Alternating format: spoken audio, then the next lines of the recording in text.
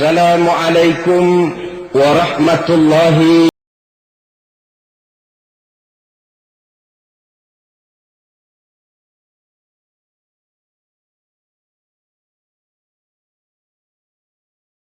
dalam kehidupan ini selalu berusaha mencari sesuatu yang bernama bahagia.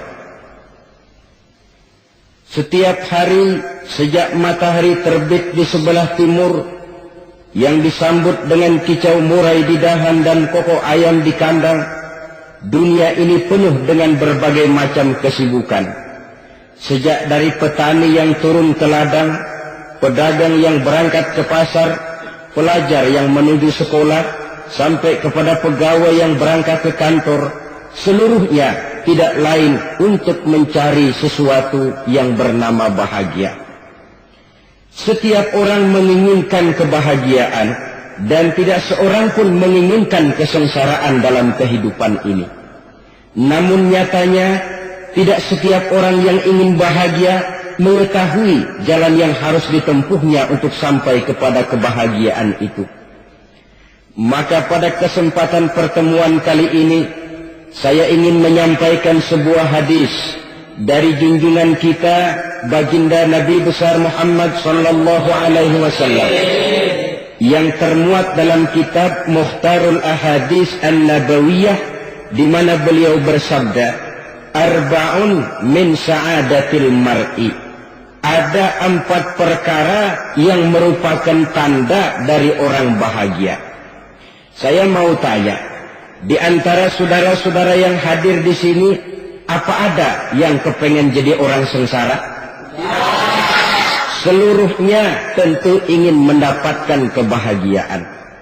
Maka menurut resep dari Nabi kita, tanda orang bahagia itu 4. Jadi kalau saudara ingin bahagia, harus mempunyai 4 perkara ini. Yang pertama, orang bahagia itu kata Nabi, darun wasi'un. Punya rumah biar bagus asal gede. Enak ngaturnya.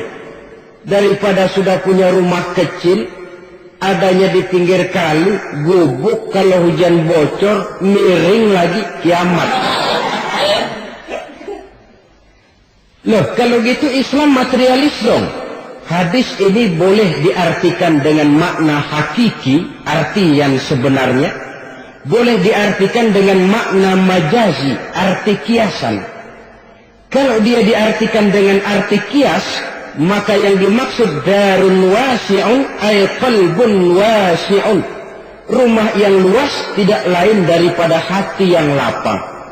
Karena di situ kunci kebahagiaan yang sebenarnya. Walaupun kita cuma tinggal di petak berukuran 2 kali 3 meter, kalau hati kita luas-luas rasanya rumah itu. Tapi biar rumah kita halamannya saja puluhan ribu hektar, ada kolam renangnya, kamar tidurnya tidak lagi terhitung. Kalau hati yang menempati rumah itu sempit, maka akan terasa sempit jugalah rumah itu. Tempat bergantungnya tidak lain adalah hati. Marilah kita mencoba melihat berbagai pandangan orang tentang bahagia ini. Ada orang menyangka bahwa bahagia itu kalau dia mendapatkan harta yang sebanyak-banyaknya. Siapa yang banyak harta, dialah raja. Apa yang dia mau, seluruhnya bisa dibeli. Keamanannya, dia bisa menyewa petugas. Seluruh fasilitas untuk menyenangkan kehidupannya bisa dibeli. Pendeknya, hartalah segala-galanya dalam kehidupan. Sampai ada pepatah mengatakan, innad darahima fil amakini kulliha taksur rijala mahabatan wa jalala. Sesungguhnya harta, dinar, dirham, uang, di mana-mana selalu bikin hebat orang yang memilikinya.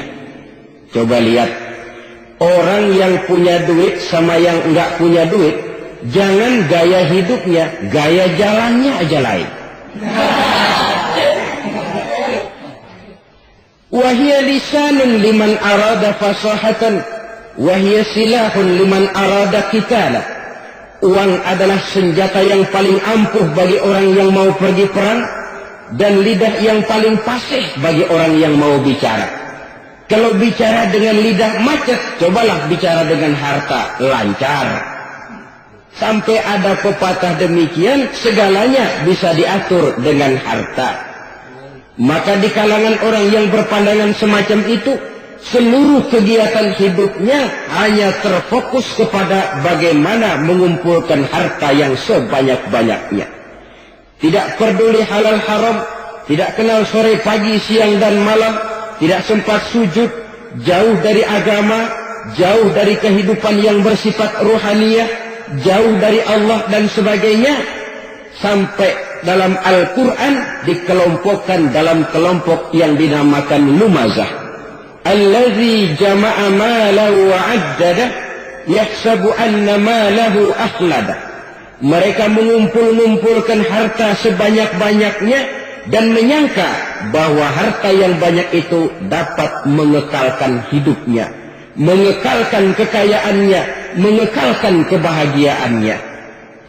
Saudara hadirin yang berbahagia, kalau pandangan hidup ini benar, artinya kalau harta memang merupakan satu-satunya hal yang dapat membuat orang bahagia, tentu di rumah mewah tidak akan pernah ada tangis derita.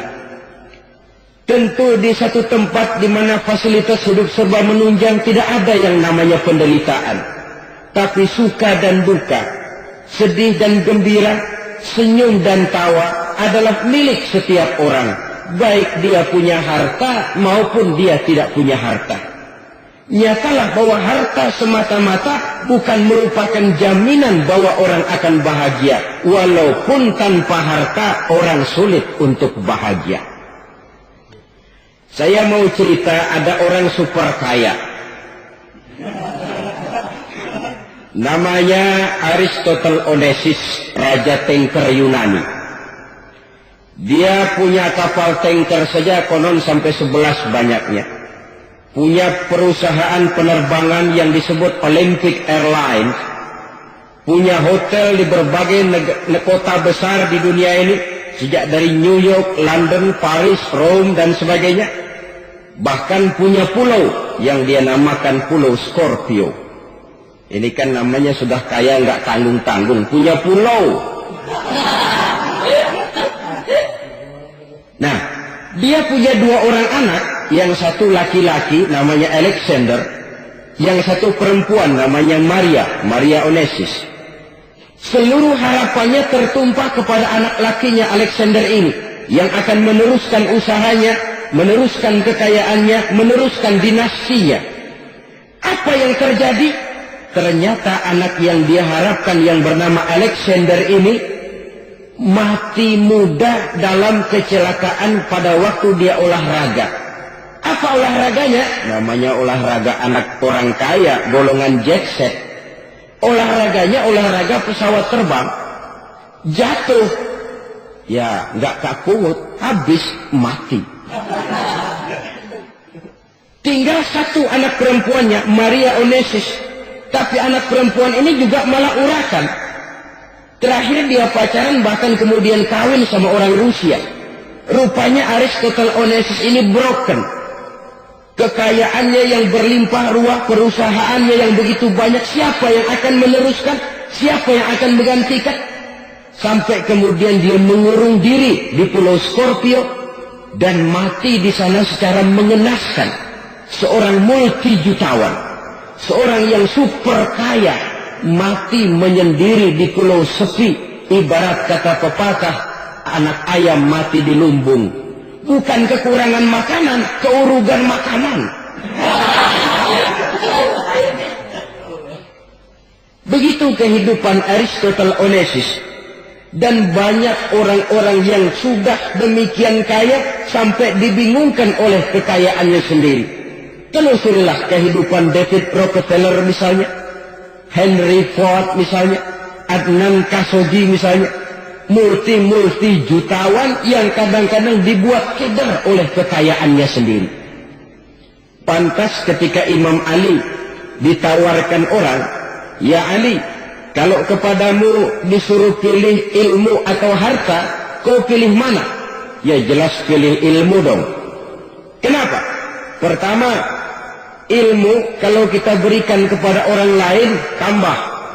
Tapi harta kalau kita berikan kepada orang lain kurang. Saudara punya uang 10.000, dibagi orang 5.000, jelas uang saudara berkurang. Tapi saudara punya ilmu diberikan kepada orang lain bisa, saudara pun makin mantap. Tidak lantas jadi bodoh karena ngajarin orang. Saudara bisa Fatihah, lalu mengajarkan orang Fatihah. Orang bisa, saudara pun makin hafal. Tidak lantas setelah diajarin orang ilmunya hilang. Begitu datang dia minta orang, tolong ajarin saya Fatihah. Udah habis, nggak ada.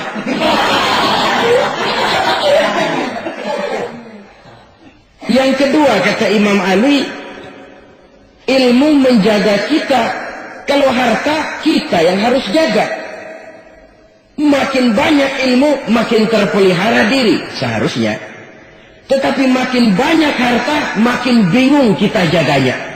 Sampai kadang-kadang kalau perlu seluruh keliling rumah dipasangi alarm. Belum cukup disewakan anjing besar-besar, pasang di depan pintu, awas anjing galak. Masih belum cukup juga, cari centeng tukang-tukang kepruk jaga rumah. Masih terasa belum aman, padahal rumahnya dikelilingi tembok besar. Di balik tembok ada pintu-pintunya tebal. Di balik pintu itu terbuka masuk kamar, kamar pun ada pintunya, pintunya pun kuat. Masuk ke dalam kamar ada lemari, lemarinya pun pintunya kuat, dikunci, kuncinya pun kuat. Tapi terhadap seluruhnya yang timbul cuma sekedar was-was saja. Kesimpulannya sekali lagi, tanpa harta orang memang sulit untuk bahagia. Tapi harta semata-mata tidak merupakan jaminan orang akan bahagia. Dengan hati yang luas, itu modal utama untuk mencapai kebahagiaan hidup. Orang yang hatinya luas, saudara-saudara, punya hati yang lapang, melihat kenyataan hidup ini, dia bersyukur senantiasa kepada Allah. Lantas tidak timbul hasud dan iri hatinya. Oleh karena itu, jiwanya selalu lapang. Kalau tidak, cupik hati namanya. Dangkal pandangan, tidak senang melihat orang lain dapat nikmat, dan itu sering dijadikan contoh. Kalau orang yang lapang dada, dia lihat tetangganya beli TV baru, dia berkata, Alhamdulillah ya, tetangga kita beli TV, mudah-mudahan kita bisa ikut nonton. Lapang dadanya. Tapi orang yang sempit hati, lihat tetangga beli televisi, meriang. Enggak diapa-apain, meriang. Besoknya dengar tetangga beli motor, makin sakit, ke rumah sakit. Lalu di rumah sakit dengar tetangganya beli mobil, mati. Disiksa oleh perasaannya sendiri. Orang kalau hati sudah sempit dalam hidup, kemanapun dia pergi, sempit rasanya medan kehidupannya.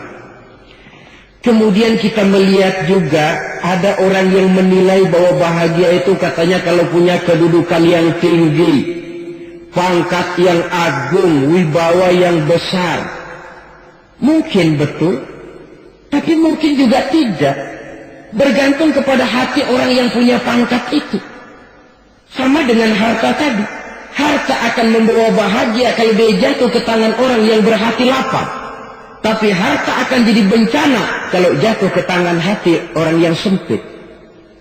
Pangkat akan membawa bahaya kalau jatuh di tangan hati orang yang sempit.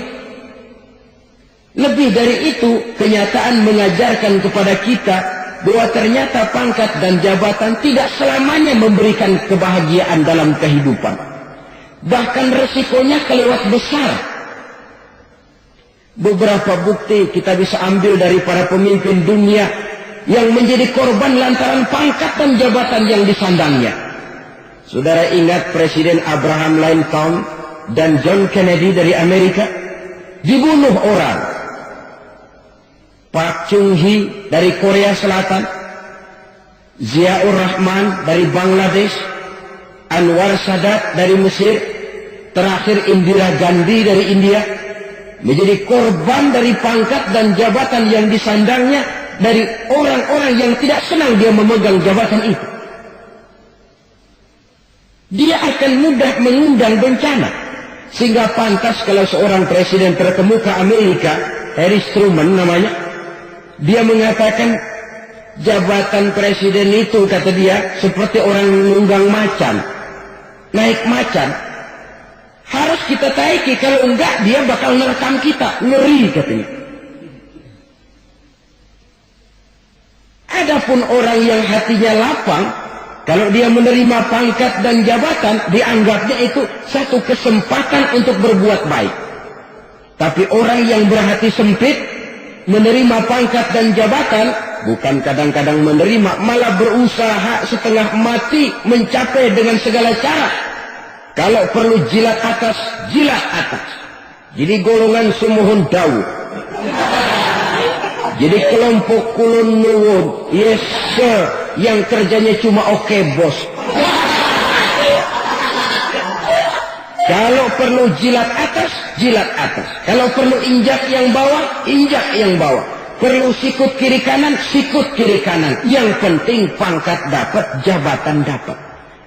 Orang yang semacam ini, kalau sudah mempunyai pangkat dan jabatan, biasanya dia tidak menganggap itu sebagai amanah, tidak menganggap sebagai kesempatan berbuat baik, tapi malah kesempatan untuk memperturutkan hawa nafsunya yang dilatar belakangi oleh kesempitan hatinya tadi. Apalagi kalau orang memperoleh pangkat karena banyak mengeluarkan uang. Seakan-akan pangkat dan jabatan itu sekarang macam proyek, pakai tender. Siapa yang berani bayar segini, naik. Nggak berani, minggir. Padahal logikanya, kalau orang mencapai satu jabatan karena banyak mengeluarkan uang, hampir bisa dipastikan bahwa setelah jabatan itu dia pegang, langkah pertama yang akan dilakukannya ialah berusaha bagaimana uang yang dia keluarkan supaya kembali. Ya paling kurang pulang modal dulu dong. Soal mikirin rakyat, soal nanti, tapi ini modal harus pulang. Itu celakanya kalau orang memperoleh pangkat dan jabatan cuma karena banyak mengeluarkan uang. Jarang orang yang mempunyai keyakinan dan pandangan bahwa pangkat dan jabatan merupakan amanah. Jadi sekali lagi, pangkat dan jabatan mungkin saja membawa kebahagiaan kalau jatuh ke tangan orang yang berhati lapang. Tapi bisa jadi bencana kalau dia jatuh ke tangan orang yang mempunyai hati yang sempit. Terus lagi-lagi stresnya hati yang lapang. Lalu sebagian orang, saudara, ada yang berpandangan katanya bahagia itu kalau jadi orang terkenal, mempunyai popularitas, menjadi idola di kalangan remaja, di kalangan orang tua, di segala lapisan masyarakat. Padahal makin populer orang, makin terikat dia. Ya kalau macam kita ini kan nggak punya nama, nggak populer, tengah malam buta mau nongkrong di warung Tegal aman. Tapi pangkat, jabatan, kedudukan, popularitas menyebabkan kita diikat dengan berbagai macam peraturan. Cuma mandi sama ke WC saja yang nggak dikawal.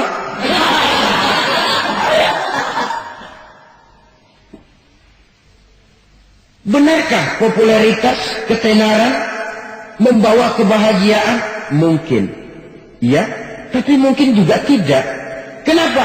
Banyak orang-orang populer yang mengakhiri hidupnya secara tragis. Kita ambil beberapa nama. Di Amerika tahun 60-an ada bintang seksi paling terkenal yang dijuluki seks bom. Bom seks. Sampai sekarang jadi legenda, namanya Marilyn Monroe. Singkatan dobelnya itu inisialnya MM, Marilyn Monroe. Terkenal, top, sampai dia mati tahun 62, namanya sekarang masih saja dibicarakan orang. Kenapa dia bunuh diri? punya hartakah dia? Banyak. Kurang populerkah dia? Seluruh dunia mengenalnya. Sejak rakyat kecil sampai pejabat tinggi dia punya hubungan. Kenapa? Jenuh. Dia terlahir dalam keadaan yatim. Setelah itu tidak lama dia berangkat remaja, ibunya meninggal.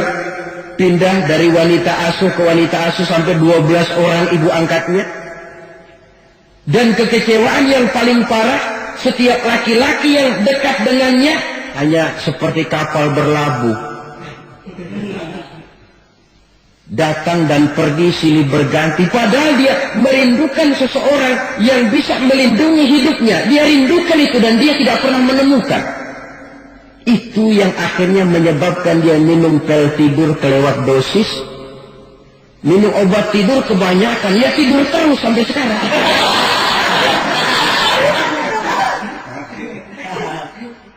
Dia mengakui, saya telah memiliki ketenaran, tapi saya tidak pernah hidup dalam ketenaran itu.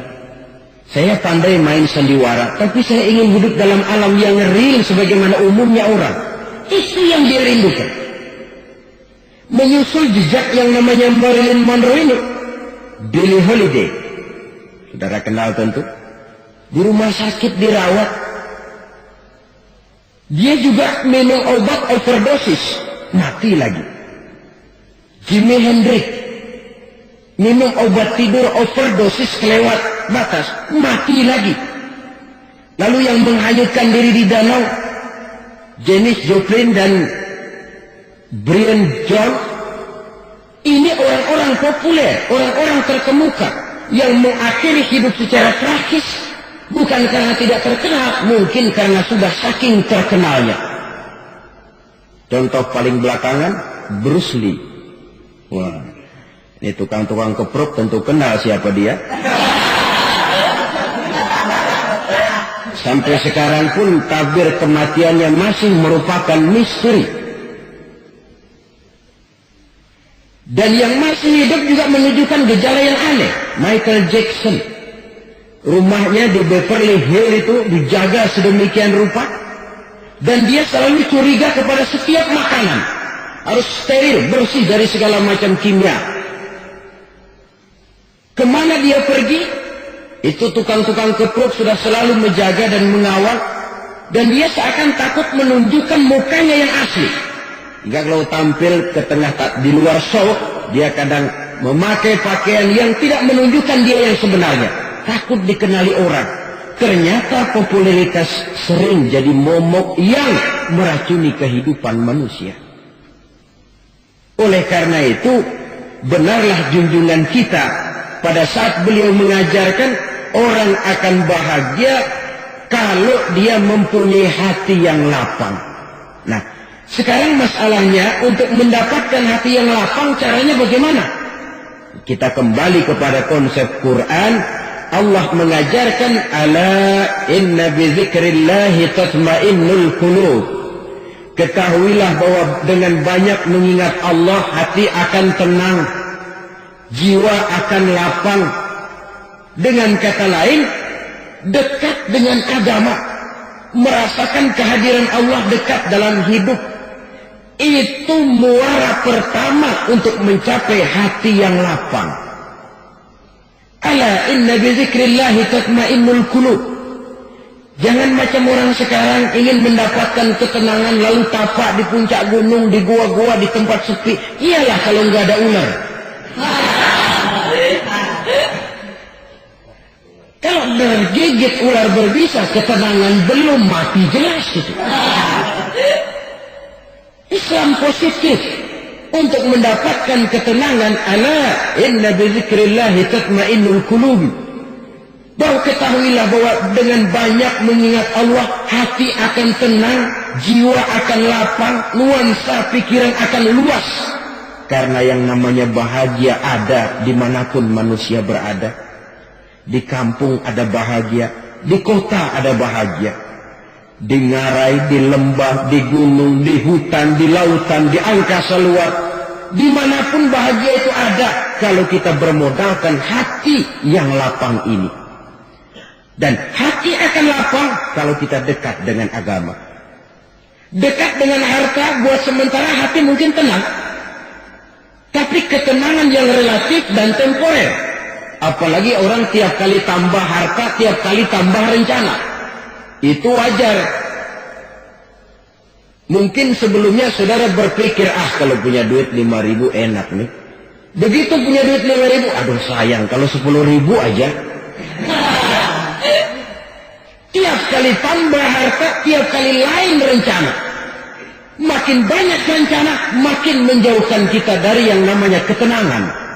Padahal ketenangan merupakan unsur utama untuk mencapai bahagia. Dan ketenangan itu bermuara dalam hati manusia. Tengoklah kehidupan ini. Orang yang banyak harta dengan orang miskin, berbedakah rasa sakit yang mereka tanggungkan? Rasanya tidak. Walaupun si kaya tidur di kasur empuk berselimutkan sutra mahal, sementara si miskin meringkuk di balai bambu yang keras dan kasar. Apabila maut datang, dia juga tidak pernah pilih bulu. Maut datang menyebut si kaya di singgasana keemasannya, dikelilingi oleh para pengasuh, dayang dan inang serta para pengawal. Dan maut pun datang menjemput si miskin papa, sehingga ia tergelepar di tepian jalan. Kedua-duanya bernama mati. Kalau nyata bahwa sakit yang ditanggung si kaya tidak beda dengan sakit yang ditanggung si miskin, bukan harta semata yang membuat orang bahagia.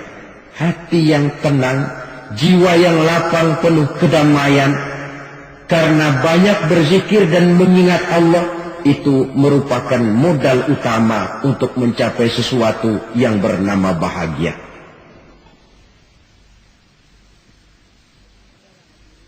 Saudara hadirin yang saya hormati, inilah yang pertama dari 4 ciri yang digambarkan oleh Nabi tentang tanda-tanda orang bahagia. Dan harus berangkat dari yang pertama ini, hati yang lapang. Ini yang harus kita miliki lebih dahulu. Baru nanti akan menyusul kepada poin yang ketiga, kedua, dan selanjutnya. Sebab kalau hati sudah terisi dengan jiwa yang lapang, seluruh persoalan insya Allah akan bisa kita atasi dengan sebagaimana mestinya.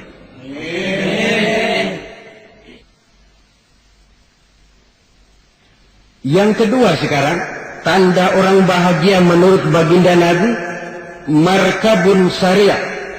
Orang bahagia itu, kata beliau, punya kendaraan biar cepat asal lancar. Artinya kemana dia mau pergi mudah. Apa maksud hadis ini? Kalau kita kaji lebih dalam, kendaraan itu kan alat transportasi. Transportasi tidak lain adalah usaha memudahkan komunikasi.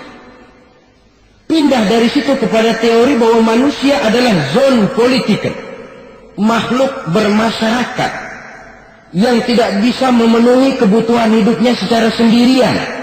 Kita memerlukan keberadaan orang lain dalam kehidupan ini.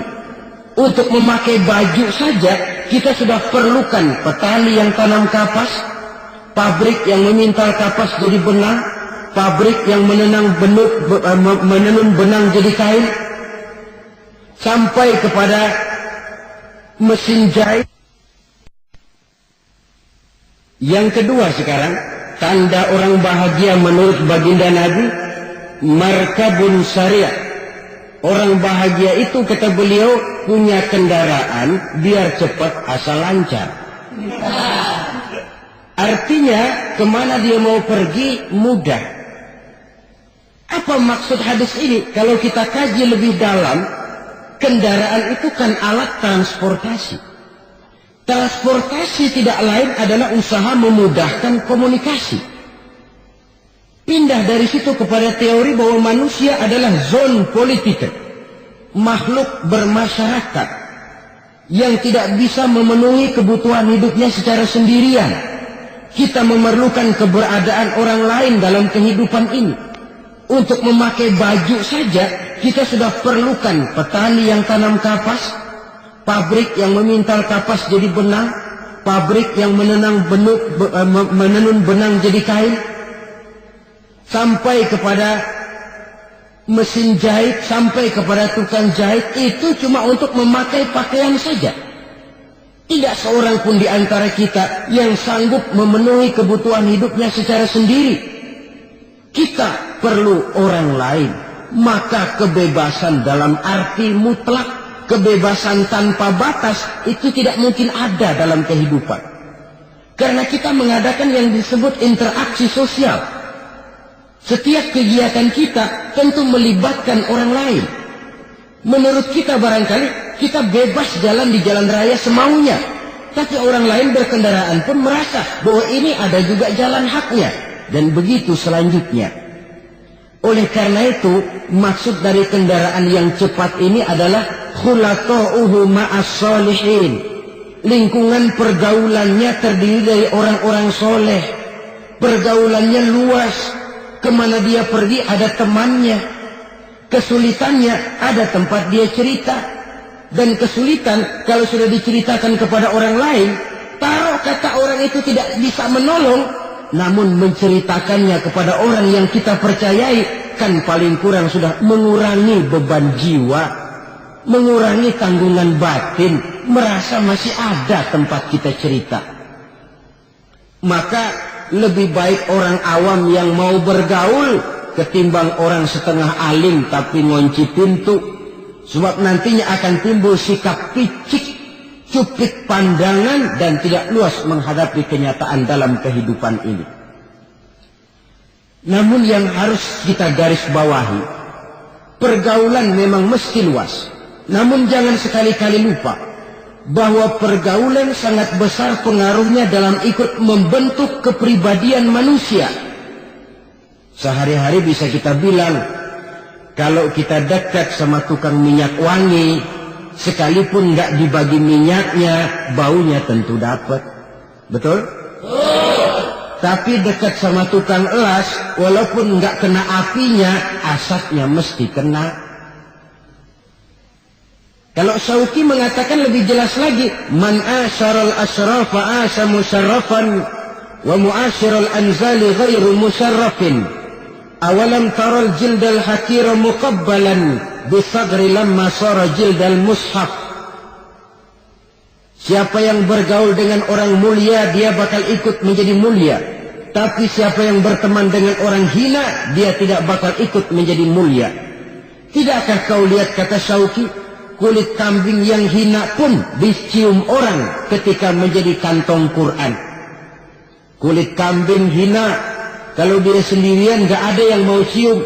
Tapi begitu dia bergaul dengan Quran, menjadi kantong Quran, dipakein minyak wangi, ditaruh di tempat yang tinggi, mau diambil dicium dulu, dibawa dengan penuh hormat dan hati-hati.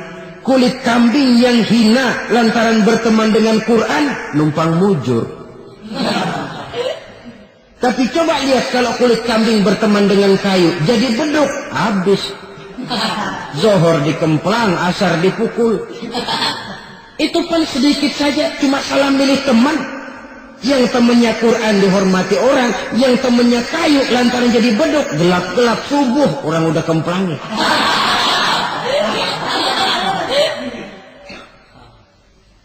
Maka terutama kepada adik-adik remaja yang masih mencari identitas diri, yang ibarat kaset masih kaset kosong, mudah diisi oleh apapun, pandai-pandailah memilih teman dalam bergaul. Karena banyak orang yang tadinya baik-baik, ketika terseret dalam pergaulan dengan orang yang tidak baik, kebaikannya menjadi lentur dan luntur. Tapi berapa banyak bajingan-bajingan tengik, orang-orang yang berumur noda dan dosa, tiap hari melakukan maksiat, namun bergaul dengan orang yang baik-baik, pada akhirnya sedikit demi sedikit beringsut dan beransur, dia terbiasa mengikuti kebaikan-kebaikan. Saya tekankan ini kepada remaja karena mereka masih mencari identitas diri. Apa yang mereka lihat mereka mau, apa yang mereka dengar mereka ingin tahu. Coba lihat kehidupan remaja. Pulang nonton film Rambo, pengen jadi Rambo, gagah, maunya belekai melulu. Pulang nonton film Superman, pengen bisa terbang. Pulang nonton India, nyanyi melulu. Wajar, mereka masih mencari identitas diri. Saya ini sebenarnya siapa? Lingkungan, pergaulan akan membentuk itu. Karena itu pandai-pandailah bergaul, karena ia sangat besar pengaruhnya dalam ikut membentuk kepribadian manusia. Apalagi sifat yang jelek lebih cepat menularnya ketimbang sifat yang baik. Sifat yang baik, watak yang soleh itu lambat sekali untuk menular. Tapi yang tidak baik, kan prosesnya mah kalau remaja biasanya mula-mula dengar. Karena dengar lalu pengen tahu. Karena pengen tahu lalu ngeliatin. Begitu ngeliatin kan pengen nyobain. Setelah nyobain ketagihan. Nah, ini prosesnya. Yang namanya ganja, morfin, narkotik awalnya kan begitu. Mula-mula dengar katanya kalau sudah fly to the sky, sudah melayang ke langit katanya, disitulah puncak kebahagiaan. Mulanya cuma dengar. Karena dengar, pengen tahu. Karena pengen tahu, lalu ngeliat, kumpul sama orang yang suka ngeganja. Setelah ngeliat, lah pengen ngerasain. Begitu ngerasain, enak juga. Ketagihan. Kalau sudah ketagihan jadi penyakit kronis, bisa merembet kepada yang lain. Iya, kalau orang tuanya mampu untuk beli morfin, beli ganja. Kalau tidak kan pikirannya ngayap. Jemuran siapa ya gue sabet. Timbullah perbuatan-perbuatan negatif yang bermula dari salah pergaulan. Apalagi buat adik-adik remaja yang tinggal di kota-kota besar, yang pengaruh budaya, pengaruh kesenian, pengaruh struktur kehidupan yang nampak makin individualistis, di mana persaingan tajam, tensi ekonomi tinggi, orang mudah mengalami stres. Pandai-pandailah dalam bergaul, sekali lagi, karena ia sangat besar pengaruhnya dalam ikut membentuk kepribadian manusia. Orang bahagia punya kendaraan yang cepat, artinya punya pergaulan yang luas, dan lingkungan pergaulannya terdiri dari orang-orang yang soleh. Kemana dia pergi, ada teman. Kesulitannya ada tempat dia cerita. Tapi kalau sudah menyendiri, hidup sendiri, kesulitan dipikiri sendiri, bisa mati belum waktunya.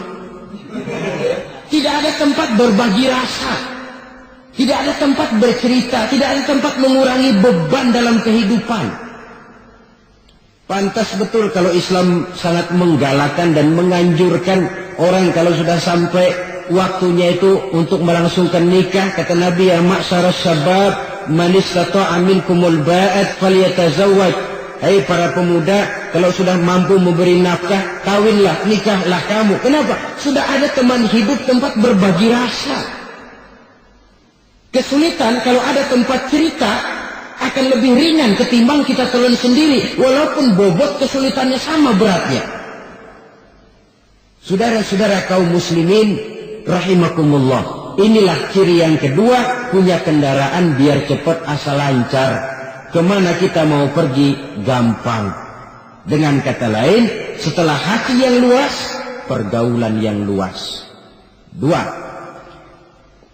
Yang ketiga sekarang, tanda orang bahagia itu menurut Nabi, misbahun mudhi'un, punya lampu yang terang. Oh, itu enggak problem. Sekarang sudah zamannya listrik masuk desa, Pak. Lampu sudah terang semua. Betul, kalau itu yang dimaksud. Tapi tidak cuma itu. Karena lampu yang dimaksud di sini, lampu yang akan menerangi seluruh perjalanan hidup. Dan perjalanan hidup itu sudah dimulai sejak kita terlahir ke alam ini, sampai masuk ke alam barzakh, kumpul di padang mahsyar, sampai ke akhirat. Lampu yang menerangi itu yang diperlukan. Kalau lampu, katakanlah yang paling top sekarang kan lampu jenis Mercury. Taruhlah itu di rumah kita, dia cuma menerangi rumah kita, menerangi hati pun tidak sanggup. Bila kita masuk ke alam barzakh, alam kubur, sanggupkah si Merkuri yang begitu terang menerangi alam barzakh kita? Tidak sanggup lagi. Sanggupkah lampu yang ratusan watt, bahkan puluhan ribu watt menerangi kehidupan di padang mahsyar? Tidak akan sanggup lagi. Kalau demikian, yang dimaksud lampu yang terang di sini apa? Tidak lain amal saleh, kebajikan yang kita lakukan dalam hidup. Itu yang akan jadi lampu penerang. Di dunia nama kita akan terang, jasad kita boleh hancur terkubur tanah, tapi nama kita akan dikenang orang. Begitulah kalau orang meninggalkan kebajikan dalam hidup seperti sekarang. Ribuan orang tiap saat berziarah ke kubur Imam Syafi'i, ke kubur Imam Malik, ke kubur Imam Ghazali, ke kubur orang yang baik-baik, orang yang soleh-soleh. Kebajikannya yang ditinggalkan, yang mengukir namanya dengan tinta emas. Sehingga saudara sudah terbaring di alam kubur. Orang lewat, Allah, ini kuburannya Fulan bin Fulan, dulu ini kebaikannya Masya Allah, saya ikut merasakan. Mari kita mampir sebentar, kita Fatihah. Mohon disampaikan Allah pahalanya kepada almarhum. Al-Fatihah. Itu kalau orang baik-baik. Lalu saudara tanya, Pak, orang mati dikirimin Fatihah apa nyampe pahalanya? Saya jawab, kalau saudara nggak percaya, mati dulu dah. Nanti saya Fatihain, tungguin di sana. Umpama nggak sampai, balik lagi kemari. Oh, sekarang ini kan maunya otak-otakan saja. Kalau nggak masuk otak, nggak percaya. Padahal alam gaib itu nggak bisa diotak-otakin. Sama saja dengan saudara pernah dengar cerita kapal tanpa emas tenggelam kan? Pernah nggak? Di mana? Di laut Masalembo. Begitu ketampung emas tenggelam, ratusan penumpang itu terjun ke laut, dipermainkan gelombang, berjuang menghadapi maut. Orang lagi timbul tenggelam di lautan, dihantam ombak, kita tengokin pakai helikopter. Pak, lagi timbul tenggelam ya? Iya, tolongin. Jangan khawatir Pak nih, saya kirim intan Pak, harganya 10 juta. Kira-kira orang yang timbul tenggelam di laut seneng nggak? Kan mahal toh intan 10 juta. Kenapa dia nggak senang? Karena intan 10 juta dalam kondisi seperti itu tidak sanggup menyelamatkan dia. Dia akan girang kalau dikirimin ban mobil bekas, dikirimin papan terentang atau bambu. Intan yang 10 juta dia nggak girang. Ban mobil bekas yang 1000 perak, tuh pegang, itu yang dia girang betul. Inilah sebabnya Nabi berkata, mal mayyitu fi qabrihi illa kal ghariqil mutaghawwis. Orang yang meninggal di alam kuburnya seperti orang timbul tenggelam di lautan. Yantaziru da'watan min ahli, menunggu doa dari keluarganya yang masih hidup. Duh, bapak saya sudah meninggal, saya sayang benar sama dia. Kirimin kulkas ke kuburannya Itu sama saja dengan tadi orang tenggelam di lautan dikirimi intan yang harganya 10 juta, tidak sampai. Begitulah kalau kebajikan yang kita tinggalkan dalam hidup, sudah mati pun kubur kita masih diziarahi orang. Tapi kalau jahat yang kita tinggalkan, boro-boro lah orang mau doa lewat dekat kuburan kita juga serem. Tuh bajingan no, dulu mati dipendam di situ tuh. Jangan lewat situ, ntar kesurupan, jangan. Lewat saja orang ngeri. Konon lagi membacakan Fatihah dan mengirimkan doa. Hidup pada hakikatnya adalah kesempatan untuk berbuat baik. Maka sekali kesempatan itu diberikan, manfaatkan dengan sebaiknya. Sebab kesempatan kedua tidak akan pernah ada. Kesempatan berbuat baik di sini, di akhirat sudah pembalasan namanya. Sekali kesempatan itu dicabut, dia tidak akan pernah dikembalikan lagi. Kata Iqbal, hidup tidak mundur ke belakang, Bung. Berhenti diinjak orang, mundur hancur. Tidak ada kata mundur dalam hidup ini. Berhenti diinjak orang, mundur kecebur. Tidak ada kata lain, harus maju dalam kehidupan, dalam artian yang positif. Hidup adalah kesempatan untuk mengumpulkan kebajikan yang sebanyak-banyaknya. Di situ nilai daripada manusia. Sekarang ini memang nggak kelihatan kok, orang yang banyak pahala sama yang banyak dosa nggak kelihatan kok. Barangkali kalau habis bikin dosa palanya pada benjol, mungkin orang takut sama dosa. Tapi sekarang sama saja, orang yang banyak dosa dengan yang nggak banyak dosa jalan bareng dari belakang, sama, nggak kelihatan beda. Tapi ada waktunya di mana pahala memegang peranan, di mana dosa diperlihatkan. Sama saja kalau kita bawa mobil siang, lampu kan nggak begitu berfungsi. Apa lalu bilang, alah ini lampu berat-beratin, copot-copotin aja dah. Tidak perlu begitu. Kenapa? Pada suatu saat malam senja akan datang. Bila matahari terbenam, senja pun datang, gelap mulai merayap, disitulah baru terasa perlunya lampu. Pahala begitu. Sekarang orang yang nggak ada pahalanya nggak kelihatan dalam kehidupan. Tapi pada suatu saat senja kehidupan akan datang. Ajal merenggut nyawa, malam merayap, dan hidup mulai diliputi kegelapan di alam barzakh. Dikala itu kalau nggak punya lampu, alangkah malangnya kita. Sebab amal yang baik, kata Nabi, di alam barzakh itu akan diciptakan menjadi perempuan yang cantik menemani kita. Amal yang jahat akan menjadi orang yang paling jelek nemenin kita. Udah di tempat gelap yang nemenin jelek.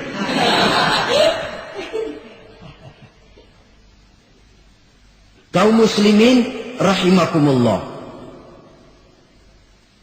Kalau demikian masalahnya, tergantunglah kita pandai memanfaatkan waktu. Al-waktu kasayf, waktu itu cepat sekali. Yang namanya waktu itu tahu-tahu. Tahu-tahu udah tahun 87. Tahu-tahu udah begitu. Tahu-tahu yang kemarin anak-anak, sekarang udah pada punya anak. Tahu-tahu saja itu. Begitu cepat waktu berlalu. Kalau tidaklah pandai kita memanfaatkannya, akan rugi kita. Nabi bersabda, "Man kana yaumuhu khairun min amsihi fahuwa rabih." Barang siapa yang hari ini lebih baik daripada hari kemarin, itu orang untung. Hari ini lebih baik daripada kemarin. Bulan ini lebih baik dari bulan kemarin. Tahun ini lebih baik dari tahun kemarin. Itu orang yang beruntung.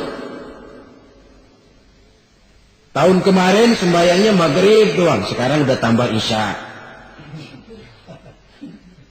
Tahun kemarin cuma Idul Fitri aja ngancem bener, sekarang udah tambah Jumat, lalu tambah lagi maghrib, tambah lagi isya, dan selanjutnya. Hari ini lebih baik daripada kemarin, itu orang yang beruntung. Wa man kana yaumuhu mislu amsihi fahuwa khasir. Lalu barang siapa yang hari ini sama saja dengan hari kemarin, itu orang rugi. Hari ini sama dengan kemarin, rugi itu. Bulan ini begitu, bulan kemarin begitu. Tahun ini begitu, tahun lalu juga begitu. Rugi itu orang.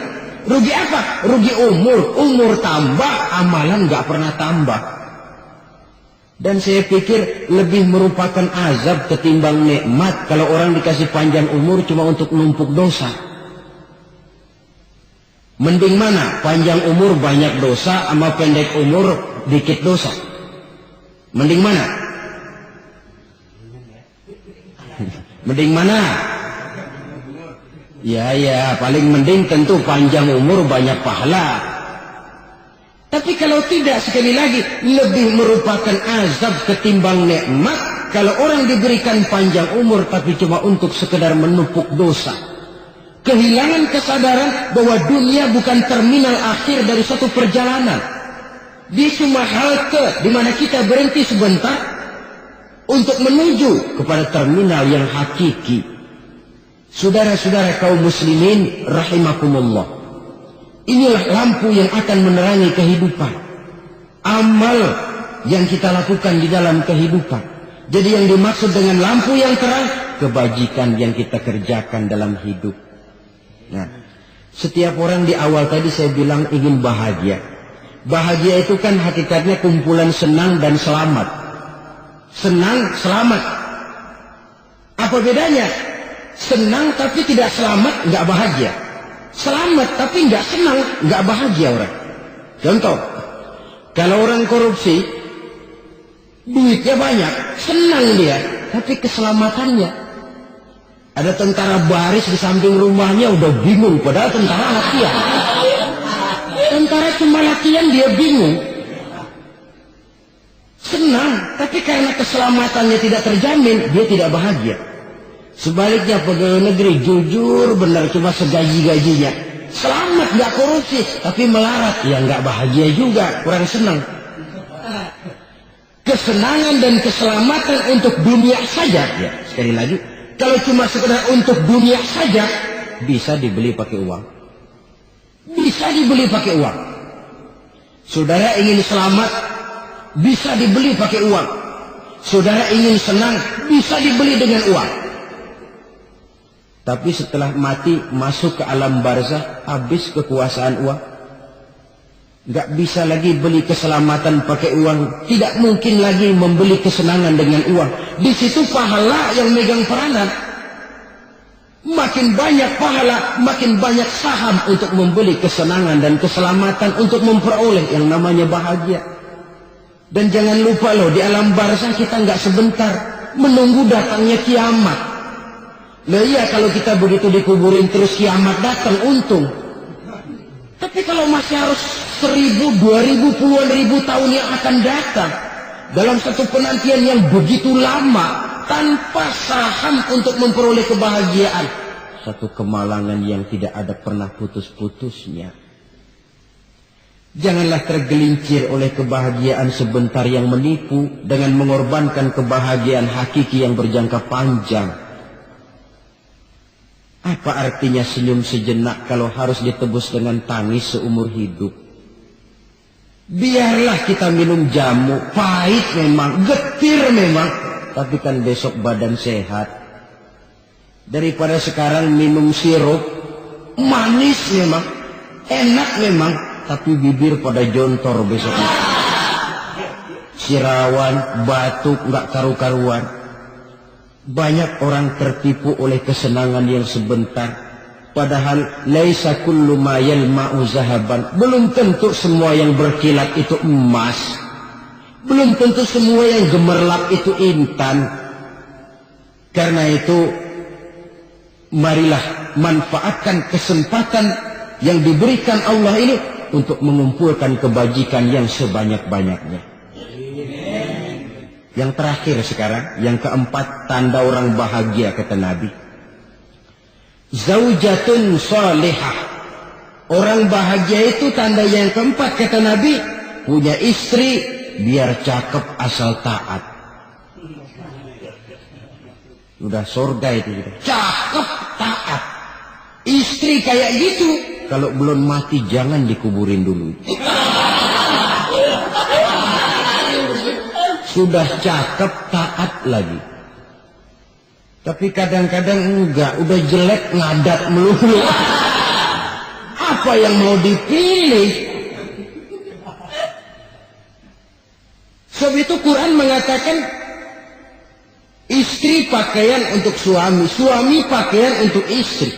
Kenapa suami istri diibaratkan pakaian? Alangkah tingginya gaya bahasa Quran ini. Suami istri teman hidup, hidup perjalanan panjang. Sejak kita dalam rahim sudah ada hidup kan di sini. Sampai ke alam dunia, masuk ke alam barzah, kumpul di padang mahsyar, sampai menuju akhirat, itu perjalanan hidup. Carilah istri atau suami teman hidup yang membawa manfaat tidak hanya kehidupan di dunia ini, sampai di alam barzah, sampai di padang mahsyar. Suaminya mungkin meninggal lebih dulu, atau istrinya mungkin meninggal lebih dulu. Tapi suami atau istri yang masih hidup berbuat kebajikan. Suami saya meninggal, ada hartanya, saya sedekahkan, niat pahala untuk almarhum suami saya. Ini teman hidup. Tidak dibatasi dan tidak bisa dipisahkan oleh maut sekalipun. Zohirnya mungkin pisah, badannya mungkin pisah, tapi hatinya, jiwanya, kebersamaannya dalam menghadapi kehidupan. Karena itu, saudara-saudara, bahasa Quran indah. Suami istri diibaratkan seperti pakaian. Apa fungsi pakaian? Pertama, pakaian jadi kebanggaan. Artinya, suami harus menjadi kebanggaan istri, istri harus jadi kebanggaan suami. Yang kedua, pakaian itu kan fungsinya menutup aurat. Artinya, sesama suami istri harus saling menjaga kekurangan masing-masing. Jangan malah sesama suami istri saling membongkar rahasia dan aibnya sendiri-sendiri. Istrinya diceritain jeleknya di mana-mana, atau suaminya dibongkar rahasianya di pasar umum. Itu sudah tidak lagi berfungsi sebagai pakaian. Kenapa semua ini diperlukan? Karena kita menyadari bangsa yang baik terdiri dari masyarakat yang baik. Masyarakat yang baik merupakan susunan dari warga yang baik. Warga yang baik adalah terdiri dari rumah tangga yang baik. Dan rumah tangga yang baik merupakan susunan dari pribadi yang baik. Dari situ langkah dimulai. Membangun satu bangsa yang baik diawali dengan membangun rumah tangga yang baik, dengan menciptakan pribadi-pribadi yang baik. Sehingga dari sini diharapkan berkembanglah nilai-nilai kebaikan. Orang akan bahagia mempunyai istri yang soleh. Kenapa? Tidak ada seorang suami bisa sukses jadi apapun dia, apapun profesinya. Dokterkah, kiaikah, mubalikah, petanikah, pengusahakah, pejabat tinggikah, tidak ada seorang suami yang bisa sukses tanpa peran serta istrinya. Walaupun memang peranan itu tidak begitu kelihatan, tapi sangat menentukan. Karena itu, saudara hadirin yang saya hormati, Islam sangat menghargai kaum wanita, memberikan kedudukan yang tinggi sepanjang tidak mematikan kodrat kewanitaannya. Nah, kalau sudah kesuksesan ini diawali dari rumah tangga, karir di masyarakat mudah untuk dikejar.